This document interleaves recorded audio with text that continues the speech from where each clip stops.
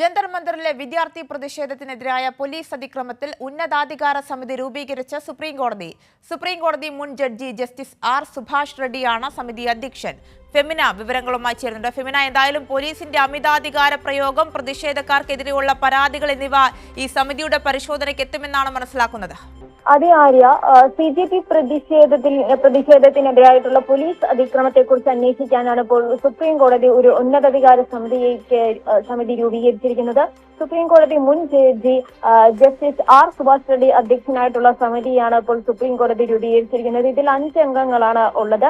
പഞ്ചാബ് ഹരിയാന ഹൈക്കോടതി മുൻ chief justice Ravishankar ദാ, അതുപോലെ തന്നെ ദില്ലി ഹൈക്കോടതി മുൻ ജഡ്ജി ജസ്റ്റിസ് ശാലിന്ദർ കൗർ, മുൻ CBI ഡയറക്ടർ ഋഷികുമാർ ശുക്ല, മേഘാലയ മുൻ DGP LR ബിഷ്ണോയി എന്നിവരാണ് സമിതിയിലെ മറ്റംഗങ്ങൾ. പോലീസിന്റെ അമിതാധികാര പ്രയോഗം, അതുപോലെ തന്നെ പ്രതിഷേധക്കാർക്ക് എതിരെ പോലീസിന്റെ ഭാഗത്തു നിന്നുണ്ടായ പരാതികൾ എന്നിവ സമിതി പരിശോധിക്കും. നേരത്തെ തന്നെ ദില്ലി പോലീസ് സത്യവാങ്മൂലം സുപ്രീം കോടതിയിൽ സമർപ്പിച്ചിരുന്നു. അതിൽ പ്രതിഷേധക്കാർക്ക് നേരെ അമിതാധികാര പ്രയോഗം ഉണ്ടായില്ല എന്നാണ് പോലീസ് പറഞ്ഞത്. പെല്ലറ്റ് ഗണ്ണ് പോലെയുള്ള മാരകായുധങ്ങൾ ഉപയോഗിച്ചു എന്നായിരുന്നു പ്രതിഷേധക്കാർ എല്ലാം പറഞ്ഞിരുന്നത്. അത്തരത്തിലുള്ള റിപ്പോർട്ടുകളായിരുന്നു പുറത്തു വന്നിരുന്നത്. എന്നാൽ ദില്ലി പോലീസ് ഇതെല്ലാം നിഷേധിച്ചിരുന്നു. വളരെ ക്രൂരമായ രീതിയിലായിരുന്നു പോലീസ് CJP പ്രതിഷേധത്തെ അടിച്ചമർത്തിയത്.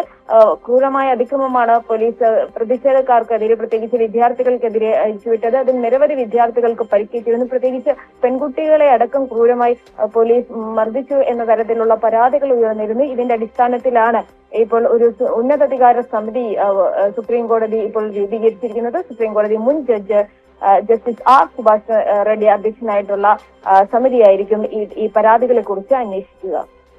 ഫെമിന, അതായത് പ്രധാനമായും മാർച്ചിനിടെ ഉണ്ടായ അക്രമത്തിന്റെ വീഡിയോ ദൃശ്യങ്ങളും അതുപോലെ തന്നെ CCTV റെക്കോർഡുകളും ഈ ഉന്നതാധികാര സമിതിയുടെ പരിശോധനയ്ക്ക് വിധേയമാക്കും. അതിനുശേഷം ഫെമിന നേരത്തെ സൂചിപ്പിച്ചതുപോലെ തന്നെ പെൺകുട്ടികൾക്കെതിരെ വരും ഈ പോലീസിന്റെ അതിക്രമങ്ങൾ ഉണ്ടായിരുന്നു. അതടക്കം ഈ സമിതിയുടെ പരിശോധനയ്ക്ക് എത്തുമെന്നാണ് മനസ്സിലാക്കുന്നത്.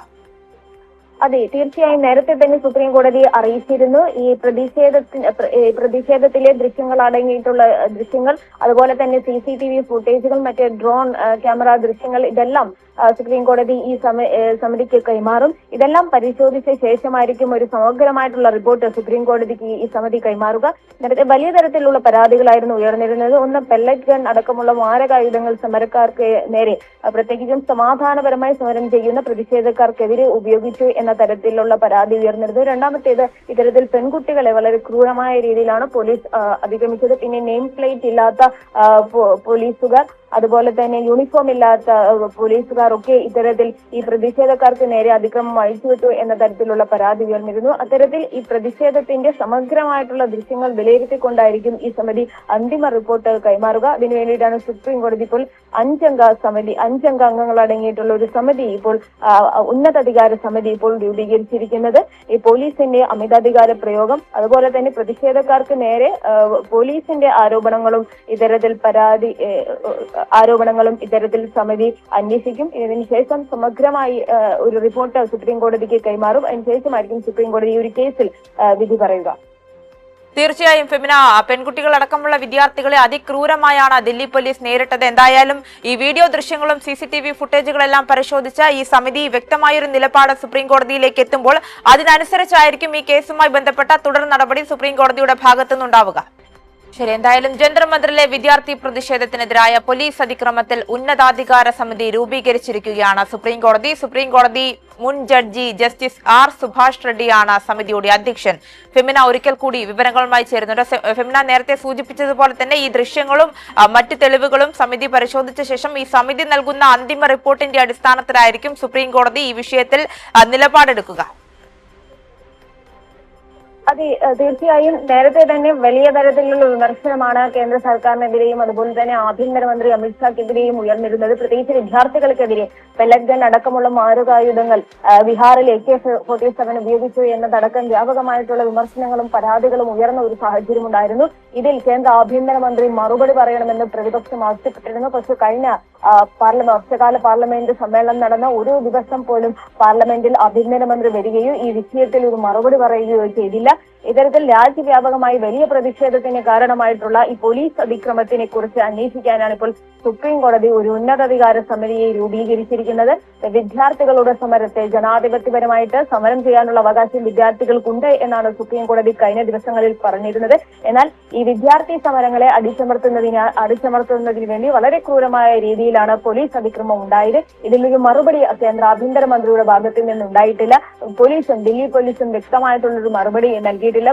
പ്രധാനമായിട്ടും ഈ ആരോപണങ്ങൾ യൂണിഫോം ഇല്ലാത്ത പോലീസ് ഈ സമരക്കാരെ ക്രൂരമായി മർദ്ദിച്ചു, അതുപോലെ തന്നെ പെല്ലറ്റ് ഗൺ അടക്കമുള്ള മാരകായുധങ്ങൾ ഉപയോഗിച്ചു, പെൺകുട്ടികൾക്കെതിരെ വ്യാപകമായിട്ടുള്ള അതിക്രമം പോലീസിന്റെ ഭാഗത്തു നിന്ന് ഉണ്ടായി. സമാധാനപരമായിട്ടുള്ള ഒരു സമരത്തെ പോലീസ് എങ്ങനെയാണ് നേരിടേണ്ടത് എന്നൊരു ചോദ്യമായിരുന്നു ഉണ്ടായിരുന്നത്.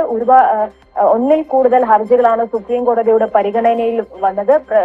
സുപ്രീം കോടതി സ്വമേധയാ ഈ ഒരു വിഷയത്തിൽ കേസെടുത്തില്ല എന്നതിൽ ചീഫ് ജസ്റ്റിസ് സൂര്യകാന്തിനെതിരെയും വിമർശനം ഉയർന്നിരുന്നു. പാർലമെന്റ് മാർച്ച് നടന്ന തൊട്ട് പിന്നാലെ തന്നെ സുപ്രീം കോടതിയിൽ ഇതിനോടനുബന്ധിച്ച് ഹർജികൾ വന്നിരുന്നു. എന്നാൽ സുപ്രീം കോടതി ഈ ദൃശ്യങ്ങളും അതുപോലെ തന്നെ വീഡിയോകളും കാണാൻ വിസമ്മതിച്ചിരുന്നു.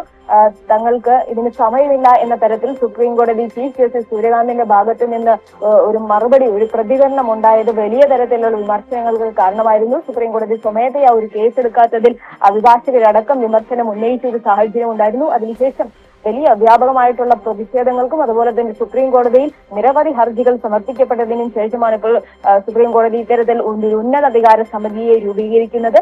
സമഗ്രമായിട്ടുള്ള ഒരു പരിശോധന ഈ ഒരു വിഷയത്തിൽ നടത്താനാണ് ഇപ്പോൾ സുപ്രീം കോടതി ഈ സമിതിയോട് പറഞ്ഞിരിക്കുന്നത്. അതുമായി ബന്ധപ്പെട്ട് ഈ പ്രതിഷേധത്തിന്റെ ദൃശ്യങ്ങൾ, ക്യാമറ ദൃശ്യങ്ങൾ, അതുപോലെ തന്നെ വ്യാപകമായി പ്രചരിച്ച പ്രതിഷേധത്തിന്റെ ദൃശ്യങ്ങൾ, CCTV ഫുട്ടേജുകൾ, ഡ്രോൺ ദൃശ്യങ്ങൾ തുടങ്ങിയവ സുപ്രീം കോടതി ഈ സമിതിക്ക് കൈമാറും പരിശോധനയ്ക്ക് ശേഷം.